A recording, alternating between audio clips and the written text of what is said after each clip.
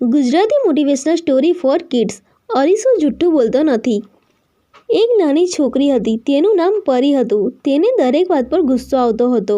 તેની માતા તેને હંમેશા સમજાવતી કે પરી, આટલું ગુસ્સે થવું એ સારી વાત નથી. પરંતુ તેમ છતાં તેના સ્વભાવમાં કોઈ ફેર પડ્યો ન હતો. એક દિવસ પરી તેના હોમવર્કમાં વ્યસ્ત હતી. તેના ટેબલ પર ફૂલોથી શણગારેલું એક સુંદર પોટ હતું.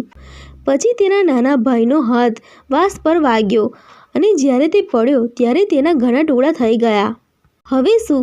પરી ગુસ્સે થઈ ગઈ. પછી તેની માતાએ એક અરીસો લાવીને તેની સામે મૂક્યો. હવે ક્રોધિત પરીએ અરીસામાં પોતાનો ચહેરો જોયો, જે ખૂબ જ ગુસ્સામાં દેખાઈ રહ્યો હતો.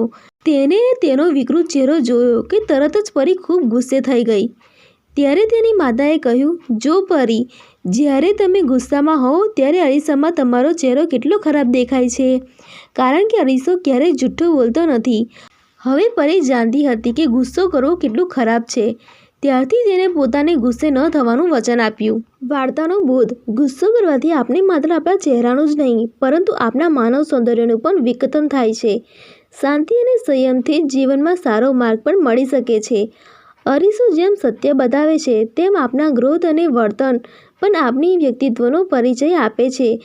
તેથી ગુસ્સો ટાળી શાંતિપૂર્વક જીવવું શીખવું જોઈએ.